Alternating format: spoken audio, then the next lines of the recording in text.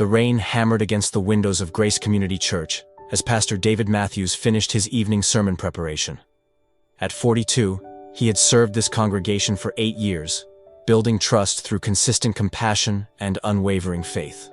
The small town of Millbrook had embraced him as their spiritual shepherd, and he took that responsibility seriously. As he gathered his notes, a desperate knocking echoed through the sanctuary. David hurried to the front door, finding a young woman clutching a sleeping toddler, both soaked to the bone. Maria Santos, 24, stood trembling in the doorway, her dark eyes filled with terror and exhaustion. Behind her, the storm raged with unprecedented fury, turning the usually quiet streets into rivers of rushing water. "Please," she whispered, her voice barely audible above the wind. "I have nowhere else to go." David didn't hesitate. He opened the door wide, ushering them into the warmth of the church. Maria's 3-year-old son Miguel stirred in her arms but remained asleep, his small face peaceful despite the chaos surrounding them. As David helped them settle in the church office, Maria's story began to unfold through broken sentences and tears. She had fled an abusive relationship, taking only what she could carry. Her ex-boyfriend had found her at the motel where she'd been staying, forcing her to run into the storm with nothing but the clothes on their backs. The bus station was flooded, the shelters were full, and she had remembered seeing this church during her desperate search for safety. David's heart broke as he listened. This wasn't just about providing temporary shelter. This was about protecting a mother and child from immediate danger. Without a second thought, he made the decision that would change everything. David looked around the church office, then at the small apartment attached to the building where visiting ministers stayed. It was modest but comfortable, with a kitchenette, bathroom, and separate bedroom. The space had been empty for months. "You can stay here," he told Maria, his voice gentle but firm. "Both of you, until we figure out something more permanent." Maria's eyes widened with disbelief and relief. She had expected perhaps a night's shelter, maybe a referral to social services. She hadn't dared hope for genuine sanctuary.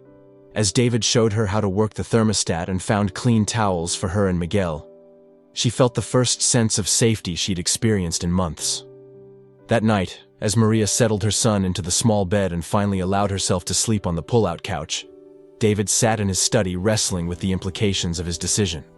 He knew the church board would have questions. The congregation had policies about the use of church property, about proper procedures for helping those in need. But sometimes, he reflected, compassion couldn't wait for committee meetings. Over the next few days, David helped Maria navigate the complex web of social services, legal aid, and employment assistance. He drove her to appointments, watched Miguel when necessary, and gradually learned more about her story. Maria was intelligent, hardworking, and fiercely protective of her son. She had been studying nursing before her relationship turned violent, and her dream was to finish her degree and build a stable life for Miguel. The arrangement worked well initially. Maria kept the guest quarters spotless, helped with church cleaning, and Miguel's laughter brought joy to the normally quiet building. David felt confident he had made the right choice, guided by the fundamental Christian principle of loving one's neighbor. But he underestimated how quickly word would spread in a small town. By the end of the first week, the whispers had started. Millbrook was the kind of place where everyone knew everyone else's business, and the sight of a young Hispanic woman and her child regularly entering and leaving the church hadn't gone unnoticed. The rumors began innocently enough, speculation about a new church member, or perhaps a visiting family. But as days turned into weeks, the gossip took on a more malicious tone. Some congregation members began to question why David hadn't brought this situation to the board's attention. Others wondered about the propriety of a single man housing a single mother, regardless of the circumstances. The fact that Maria was Latina in a predominantly white congregation added another layer of complexity to the whispers. Mrs. Eleanor Pemberton, a longtime member and influential voice in the church, was among the first to express concern directly. She approached David after Sunday service, her silver hair perfectly styled and her expression stern. "Pastor Matthews," she said, her voice carrying the authority of someone accustomed to being, "I think we need to discuss this situation." David felt his chest tighten. He had known this conversation would come, but he had hoped for more time to help Maria establish her independence. "Mrs. Pemberton, if you're referring to Maria and Miguel, they're going through a difficult time. The church has always been a place of refuge." "But there are proper channels, David," she replied, using his first name in a way that felt more like a reprimand than familiarity. The board should have been consulted. There are liability issues, insurance concerns, and frankly, questions about appropriateness that need to be addressed. As word spread, David found himself fielding increasingly uncomfortable questions. Some members worried about legal liability if Maria's ex-boyfriend showed up at the church. Others questioned whether helping one family was fair when so many others in the community also needed assistance. A few, though they wouldn't voice it directly, were uncomfortable with the cultural differences. The tension was becoming palpable, and David realized he was facing a crisis that went far beyond simple policy violations. The emergency board meeting was called for a Thursday evening, 2 weeks after Maria's arrival. 7 members gathered in the church conference room, their faces grave as they addressed what Chairman Robert Hayes termed the current irregularity in church operation. David sat at one end of the long table, feeling every one of his 42 years as the weight of leadership pressed down on him. He had prepared remarks about Christian duty and the church's mission, but the expressions around the table told him this would be more challenging than he had anticipated. "David," Robert began, his tone formal despite their years of friendship, "we need to understand your decision-making process here. Why wasn't the board consulted before you offered long-term accommodation to this family?" David took a deep breath. It was late at night, during a severe storm. A mother and child were in immediate danger. I acted on Christian compassion and the emergency authority you've granted me as pastor. Board member Janet Rodriguez, one of only 2 women on the committee, leaned forward. "We're not questioning your heart, Pastor, but it's been 2 weeks now. This has moved beyond emergency assistance to what appears to be permanent housing arrangements." The insurance agent on the board, Tom Wilson, raised practical concerns about liability coverage and the implications of having non-members residing in church property. The church treasurer worried about utilities, food costs, and setting precedents they couldn't afford to maintain. But it was Deacon Charles Morrison who voiced what others were thinking, but hesitant to say directly. "Pastor, there are also questions about appearances. A single man providing housing for a single mother. In our community, people talk. It could damage the church's reputation." David felt anger rise in his chest, but he forced himself to remain calm. "Are you suggesting that helping a woman and child escape domestic violence is somehow improper? That Christian charity should be subject to gossip and appearances?" The room fell silent. David could see the conflict in their faces, good people struggling between institutional concerns and moral imperatives. "Let me be clear about something," David continued, his voice gaining strength. "Maria Santos is not just some abstract policy issue. She's a young mother who was being beaten by a man twice her size. When she came to our door that night, she had bruises on her arms and terror in her eyes. Her 3-year-old son had witnessed things no child should ever see." He paused, looking each board member in the eye. "I've spent 8 years preaching about being the hands and feet of Christ, about loving our neighbors as ourselves, about the church being a sanctuary for the broken and the vulnerable. Were those just words? Because if they were, then I've been lying to this congregation and to myself." Janet Rodriguez shifted uncomfortably. "David, we're not saying don't help her. But surely there are other resources, other organizations better equipped." "Are there?" David interrupted.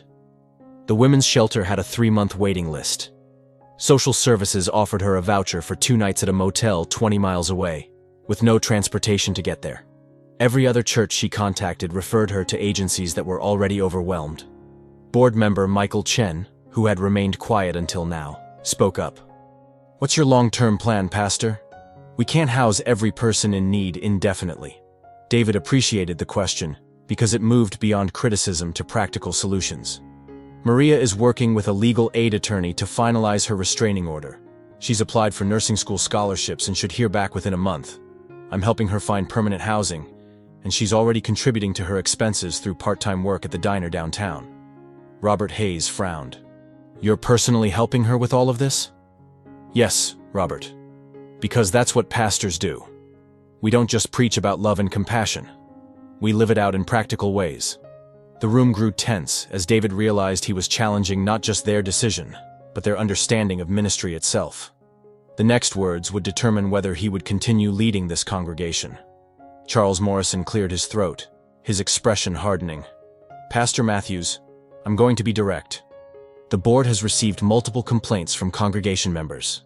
They're concerned about the precedent this sets, the financial implications, and yes, the appropriateness of the arrangement. David felt his heart rate increase. What exactly are you saying, Charles? We're saying that if this situation doesn't resolve within the next week, we'll need to call a congregational meeting to address your leadership decisions. Some members are already talking about requesting your resignation. The words hung in the air like a physical blow. David had devoted 8 years to this church, officiated at dozens of weddings, comforted families through countless funerals, and guided the congregation through both celebrations and crises. Now his ministry was being threatened because he had helped a woman and child in need. Janet Rodriguez looked uncomfortable with Morrison's ultimatum. Charles, that seems extreme. Maybe we can find a middle ground. What middle ground? Morrison snapped. Either our pastor follows board oversight and church policies, or he doesn't. Either he respects the concerns of longtime members, or he puts outsiders first. The word outsiders carried an ugly weight that made David's stomach turn. He realized this wasn't really about policies or procedures. It was about fear, prejudice, and the challenge that Maria's presence represented to their comfortable, insular community. Tom Wilson tried to moderate. Look, we all want to help people. But David, you have to understand our position. If word gets out that the church will house anyone who asks, we could be overwhelmed. We're not equipped to run a homeless shelter. David stood up slowly, his decision crystallizing. You're right, Tom. We're not equipped to be a homeless shelter. But we are called to be a church. And sometimes being a church means making uncomfortable choices, taking risks, and trusting that doing the right thing will work out somehow. He looked around the table one more time. I'm not removing Maria and Miguel from the church. If that costs me my position here, so be it. Word of the board's ultimatum spread through Millbrook faster than David had anticipated. By Sunday morning, the congregation was clearly divided. Some members approached him before the service to express support, while others avoided eye contact altogether. Mrs. Pemberton arrived early, her disapproval evident as she took her usual seat in the third row. But David was surprised to see Janet Rodriguez sitting in the front row with her teenage daughter, both wearing expressions of determined support. During the service, David preached from Luke 10, the parable of the Good Samaritan. His sermon was carefully crafted, speaking about the choice between policy and compassion, between comfort and calling. He didn't mention Maria directly, but everyone understood the connection. The priest and the Levite had good reasons to pass by, David said, his voice carrying clearly through the sanctuary. They had important duties, religious obligations, concerns about ritual purity. They had policies to follow. But the Samaritan saw a human being in need and acted from love, not policy. In the third row, Mrs. Pemberton's lips pressed into a thin line.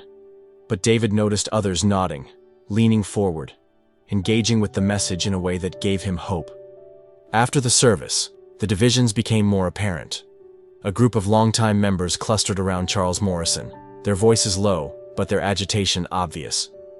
Meanwhile, younger families and newer members approached David to express support and ask how they could help Maria more directly. Sarah Chen, Michael's wife, pulled David aside. Pastor, my women's group has been talking. We want to help Maria find permanent housing and get back on her feet. This is what the church should be doing. But the support came with a cost. David learned that 3 families had already announced they would be leaving Grace Community Church if the situation wasn't resolved to their satisfaction. These weren't just any families. They were major financial contributors whose departure would seriously impact the church's budget. The pressure was mounting from all sides, and David found himself caught between his convictions and the very real possibility of losing his ministry altogether. Block 8. Maria's story. That evening, David sat with Maria in the church kitchen as Miguel played quietly with some donated toys. She had been aware of the tension her presence was causing, and the guilt was eating at her. "Pastor David," she said, her English heavily accented but clear, "maybe I should go. I don't want to cause problems for you or the church." David shook his head firmly. "Maria, you're not causing problems. Fear and prejudice are causing problems. You're just living, trying to protect your son and build a better life." Maria's eyes filled with tears. "You don't understand. In my country, in Guatemala, I saw what happens when communities turn against each other. I don't want that here." For the first time, Maria shared more of her story. She had come to the United States at 19, fleeing poverty and violence in her homeland. She had worked multiple jobs while learning English and had started nursing school before meeting Carlos, Miguel's father. Initially charming and protective, Carlos had gradually become controlling and violent. He said no one would believe me because I'm not from here, Maria explained. He said the police would take Miguel away from me if I reported him. For 2 years I believed him. David listened, his heart breaking for this young woman who had shown incredible courage in escaping her situation. What changed? He asked gently. Miguel, she said simply. Carlos hit me in front of him one night. Miguel started crying and trying to protect me with his little hands. I realized I was teaching my son that this was normal, that women should accept being hurt. She had planned her escape carefully, saving money secretly and researching resources.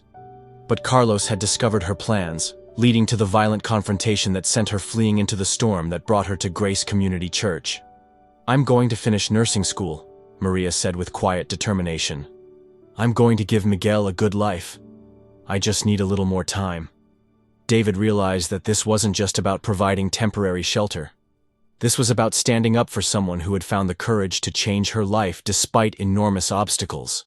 Losing his ministry would be painful, but abandoning Maria would be unconscionable. Block 9. The confrontation. The next morning brought an unexpected visitor. Carlos Mendez stood in the church parking lot, his muscular frame tense with rage as he paced near his pickup truck. David spotted him through the office window and immediately called the police before going outside. Where is she?